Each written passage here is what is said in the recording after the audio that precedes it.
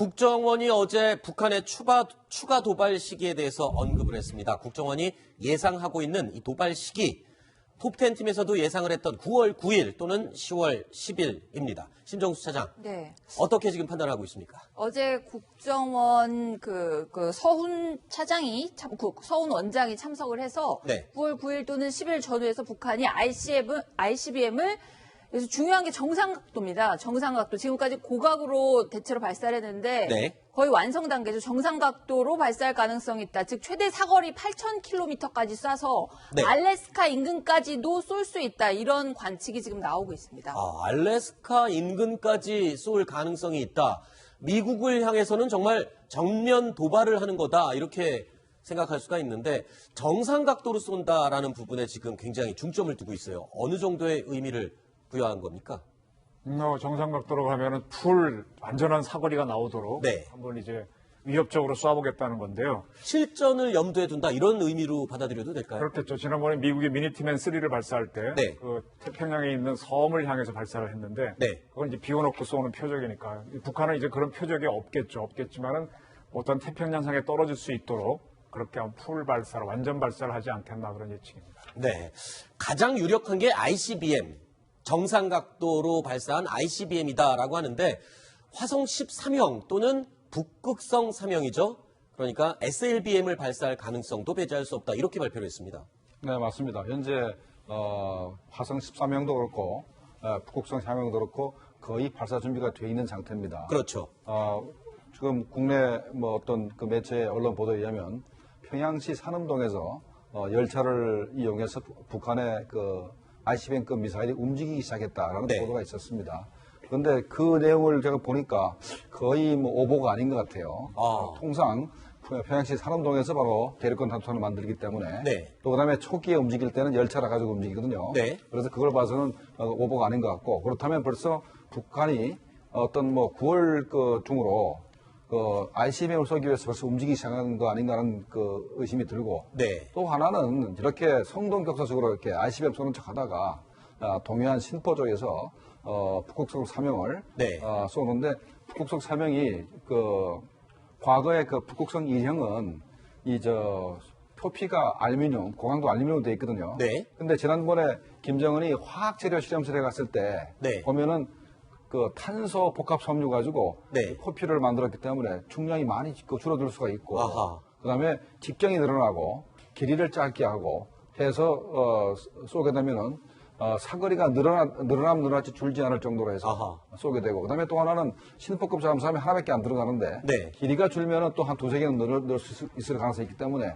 상당히 위협적입니다. 그래서 2개 다 동시에 쏠지 아니면 ICBM을 먼저 쏘고 나중에 북극 3형 쏠지 모르겠습니다만 일단은 2개 다가 북한이 도발할 수 있는 가능성이 가장 높다고 생각이 됩니다. 네. 네. 지금 북한이 9월 9일 쏘느냐, 10월 10일 쏘느냐 다들 궁금해하지 않습니까? 그래서 왜 이걸 모르냐는 얘기가 많은데 지난번 북한이 일요일 날 발사할 때 네. 정확하게 알았던 나라가 하나 있습니다. 어디입니까? 제가 취재한 바는 러시아. 중국, 러시아요. 그리고 러시아가 알게 된 거는 북한에서 통보를 해줬답니다. 네. 그리고 중국은 몰랐습니다. 왜 그럴까요? 중국과의 지금 이게- 거리가 틀어져서 그런가요? 이게 이제 김정은이 벌이는 핵게임이겠죠. 제가 취재한 게 맞다면. 그래서 북한하고 중국 간에 정기적인 항로가 있지 않습니까? 네. 항로 위에 들어가는 것들은 저게 무슨 비행기가 굉장히 궁금해하는데 어제 중국에서 비정기 항로로 한 편이 평양으로 들어갔습니다. 네. 아마 중국에서 상당히 화가 나서 누가 가지 않았겠냐고. 비행기 실험 때문에 말씀하시는 거예요? 그렇게 해석입니다. 그 안에 네. 누가 타고 있는지까지 모르니까. 그리고 이제 우리가 몰랐고요. 네. 미국도 몰랐던 것 같아요. 근데 네. 우리가 어디까지 알았는가 하면 핵실험 준비하고 있다는 건 알았습니다. 네. 그다음에 그 전에 화성 12형 쏜다는 것도 알았습니다. 네. 다 준비된 건 알았는데 이 속마음을 모르는 거죠. 언제 D-Day, H.O., M-Minute 발사해라 하는 그 지시 순간을 놓치는 건데 지금 이제 공산국가에서 흔히 하는 걸 영어로는 서프라이즈, 우리말로 깜짝 쇼라고 번역하는데 네.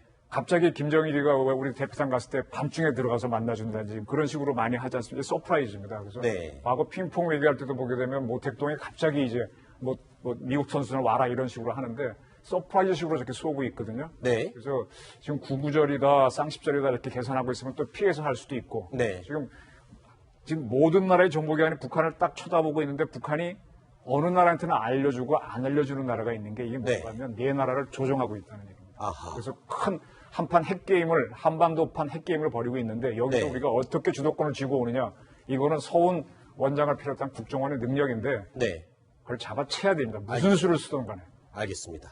자, 북한이 지금 추가 도발을 9월 9일에 할지 10월 10일에 할지 또 성동격서식으로 전혀 엉뚱한 날에 할지 예측이 불가능합니다. 또 북한이 쥐고 있는 카드가 ICBM, SLBM 말고도 또 하나 있죠.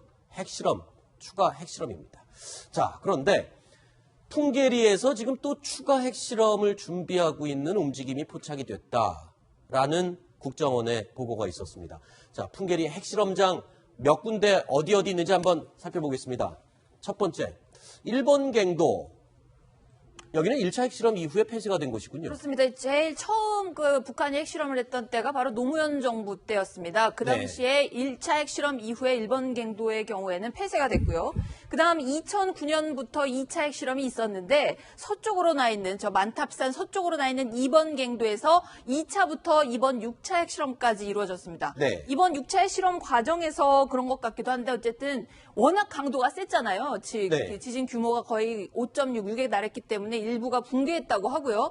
그 와중에 3번 갱도, 남쪽으로 해서 3번 갱도를 만들어서 지금 거의 완공 상태고 네. 4번 갱도도 파고 있다고 합니다. 저는 이제 완공을 앞두고 있는 그런 상태라고 합니다. 네. 네, 저 일본 갱도를 1차 핵실험 이후에 폐쇄한 이유가 네. 방사능이 누출됐기 때문에 아하. 쓸 수가 없어서 이제 폐쇄를 했고 네. 요번에 2차, 6차를 이번 갱도에서 했지 않습니까? 네.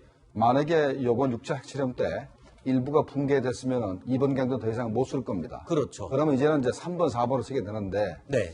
요번에 국정원 발표에 의해서 우리가 새로운 걸 아는 건데 원래는 2번, 3번 그 핵실험 장소하고 4, 5, 6번이 다른 걸로 우리는 알았는데 네. 그게 땅 속에서 연결됐기 때문에 아하. 우리가 그걸 잘 몰랐었는데 2번, 3번, 4번, 5번, 6번이 같은 데 했다는 걸 몰랐는데 요번에 처음으로 이제 밝혀진 겁니다. 그렇군요. 자, 그리고 국정원 보고에 의하면 지금 2차부터 6차까지 했던 핵실험, 이번 갱도에서 했던 곳, 그리고 중국이 이번에 핵실험 때 2차 지진, 4.6의 2차 지진이 포착이 됐기 때문에 혹시 이 지하 벙커와 시설물들이 산이 내려앉았을 수 있다 이렇게 추측을 하지 않았습니까? 그렇다면 추가 핵실험은 지금 완공된 3번 갱도에서 할 가능성이 높다. 이렇게 예측을 하고 있죠. 네, 맞습니다. 그러니까 제일 가능성이 높은 게 이제 3번 갱도라 볼 수 있겠습니다. 네. 지금 국정원에서도 그렇게 설명을 했지 않습니까? 우리 국정원 능력이 의외로 굉장히 셉니다. 네. 한 D-Day H를 못 맞추는 건데 그거는 어느 누구도 못 맞추는 겁니다. 네. 지금 저걸 제가 보면서 하나 드리고 싶은 말씀이 후쿠시마 사고에 대해서 걱정하시는 분들이 굉장히 많은데요. 네네. 후쿠시마 사고하고 저하고 무슨 차이점이 있습니까?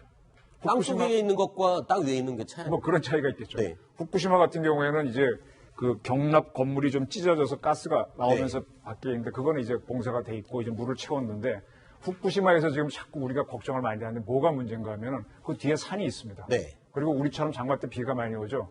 그 물이 지표로 흐르는 것도 대충 커버하는데 지하수로 흘러가지고 토양 오염을 해서 흘러나가는 걸 그걸 지금 일본이 막고 있거든요. 네. 그래서 그걸 다 못 막는다라는 게 그건 정설인 것 같아요. 그래서 네. 그걸 안에를 다 얼려가지고 뭐 어떻게 얼리고 난 다음에 다시 콘크리트를 부어서 아예 지하수가 못 스며들겠다 하는 그런 검토까지 일본에 한 걸로 알고 있는데 저는 지금 저 만탑산에서 실험을 보면서 저기도 이번에 비 많이 왔을 거 아니에요. 네. 그럼 지하수가 스며들 거 아닙니까? 아하. 저 높이가 대충 2,000m의 고지대입니다. 정상 네. 부분은. 그러면 평균 잡아도 1,500m는 될 테니까 거기서 한 500m 내려갔다면 그래도 1,000m 아닙니까? 네. 그러면 저기서 수많은 지하수가 들어가서 동해바다로 흘러나올 거예요. 아하. 지하수도 결국은 용출이 되면 그렇죠. 거기에 대한 거는 우리가 어떻게 해야 되는지 저는 한국에 있는 반핵단체들, 탈핵단체들 네. 저 문제에 대해서 집중해갖고 한번 문제 제기를 해주기를 그래야만 국제 여론이 일어납니다. 그렇군요. 촉구하고 싶습니다. 자, 북한의 6차 핵실험, 우리가 미처 생각하지 못했던 이 방사능 오염 물질들이 지하수를 타고 동해바다로 유출될 수도 있다. 이런 가능성도 지금 제기되고 있습니다. 그리고 또 추가적으로 이런 가능성도 제기되고 있습니다. 6차 핵실험으로 인해서 이 지각 변동 내지는 백두산 화산이 다시 폭발할 위험도 있다. 뭐 이런 보고도 있는 것 같은데 무슨 얘기입니까?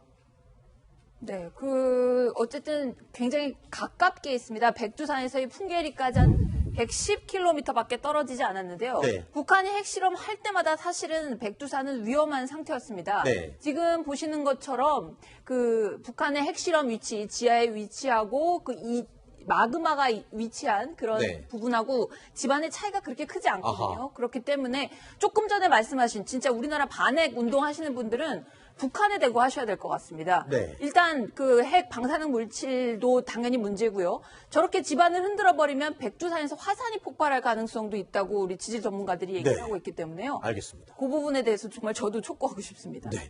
저희가 그래서요, 이 지질 전문가에게 백두산 대폭발 가능성에 대해서 물어봤습니다. 전문가의 의견 확인해 보시죠. 북한 핵실험이 충분히 크게 되면은 핵실험으로부터 발생한 지진파가 전파가 되면서 백두산 하부에 있는 그러면 이 기포가 곧 마그마의 상승을 돕게 되고 이 상승이 분화로 연결되는 거거든요. 마그마 방을 세게 흔들면 흔들수록 화산 분화로 연결이 되는 거죠. 북한의 6차 핵실험만의 문제가 아니라 이후에 벌어지는 여러 가지 파급 효과들, 악영향들도 정말 무시할 수 없는 것 같습니다. 자, 예, 교수님 하실 말씀 네, 있으시죠? 작년도 9월 9일 날 북한이 5차 핵실험한 직후에 네. 우리 경주에서 지진이 났습니다. 네. 그 당시에 지질 전문가들은 그 북한의 핵실험하고 네. 경주 지진과 전혀 상관이 없다고 주장을 했습니다. 네. 물론 뭐 믿어야 되겠죠. 네. 그런데 올해 북한 핵실험은 작년도 한 거 10배쯤 됩니다. 네. 그래서 아마도 잘못하면은 우리 한반도의 그 지하 지각 구조를 네. 바꿀 수도 있기 때문에 네. 잘못하면은 엉뚱하게 백두산 폭발이 아니고 우리나라 다른 지역 어느 한 군데에서 네. 지진이 날 수도 있기 때문에 그 알겠습니다. 부분을 주시해 볼 필요가 있습니다. 알겠습니다. 그리고 하나만 더 보태면요. 네. 지금 그 핵실험 금지 조약이 과거에는 부분적 핵실험 금지 조약이라 그래서 네. 애기권에서 즉 지상에서 하는 것만 금지했다가 지금은 CTBT라 그래서 포괄적 모든 핵실험 금지 조약이 네. 국제적으로 통용되고 있습니다. 북한은 물론 그 조약에 가입은 안 했지만 국제법 위반입니다. 지하 핵실험 한 걸. 그걸 알면서 우리 사회에서 어떤 반핵을 하시거나 어떤 국제적 학하시는 분들은 알겠습니다. 딱딱 지적해서 북한을 코너에 몰아주셔야 됩니다. 알겠습니다.